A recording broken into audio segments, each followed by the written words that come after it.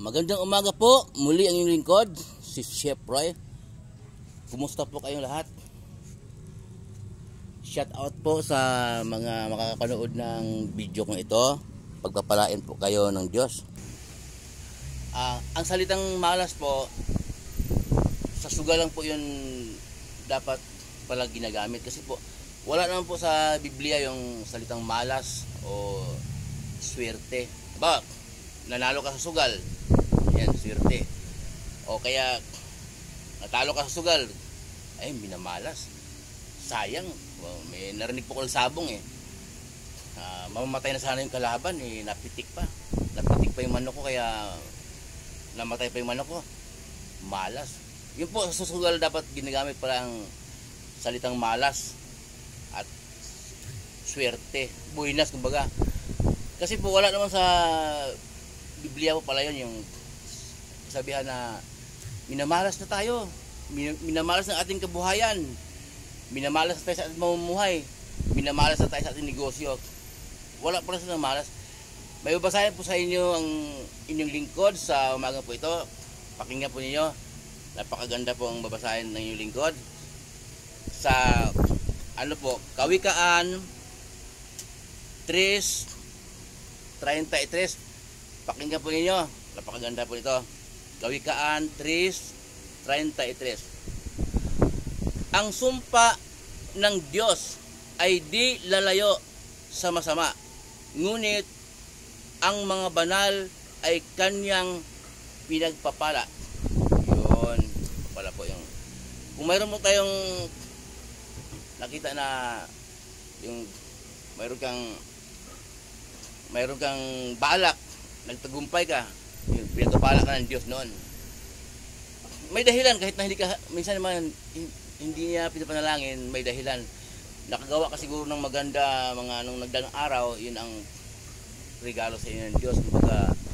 Kasi biblical po yung unahin mo muna ang kalooban ng Diyos, yung lahat na idadagdag lang. So kahit na hindi mo hingiin, idadagdag yun ng Diyos. O yun namang mga establishment, pamilya na kaya negosyo na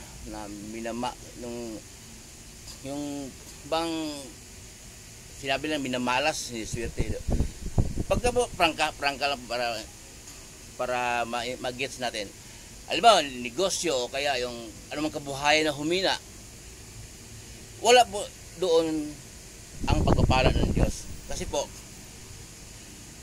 sa Bible po walang nakasulat na bahay, negosyo na biniblessing ng Diyos. Ang binibless po ng Diyos ay tao. Tao po. Kaya mabasa po natin sa Old Testament na si Elias ay pinapunta ng Diyos doon sa Sidon, sa lupain ng Sarepta.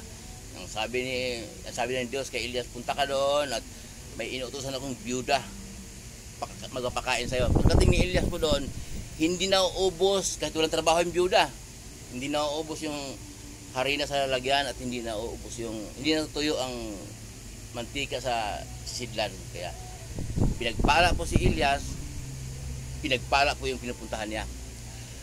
Si Jacob po naman, lumago ang negosyo ni Laban dahil kasama niya ang Diyos.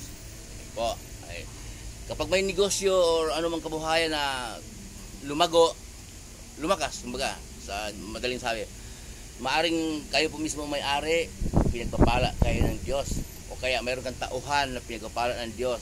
Kasi nga, yung tauhan na yan, nangailangan ng pera at mananampalataya siya, ayun, dama yung negosyo. Gaya kung sasabi ko na si Jacob, dahil kasama niya ang Diyos, lumago ang negosyo ni Laban.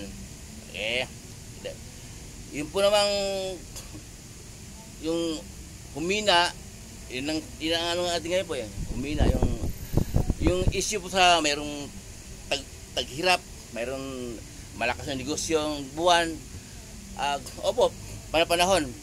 Pero pag napansin niyo na mayroong gano'n na, parang, kasi pinapilit tayo ng Diyos Pinagpilit tayo kung doon ka ba sa pagpapala o doon ka ba sa sumpa.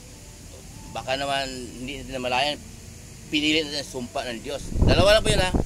Pagpapara ng Diyos at sumpa ng Diyos. Baka kaya tayo'y nalilito, nataranta, humina yung kikitaan natin, humina yung negosyo dahil baka po napili natin ay sumpa ng Diyos. Muli po yung lingkod, si Chef Roy. Ingatan po kayong lahat ng Diyos. Magpapalain kayo, sasamahan kayo ng Diyos sa mga pinasukang trabaho po ninyo, sa mga negosyo, anumang pinagkikitaan niyo sa buhay. Magandang umaga po muli.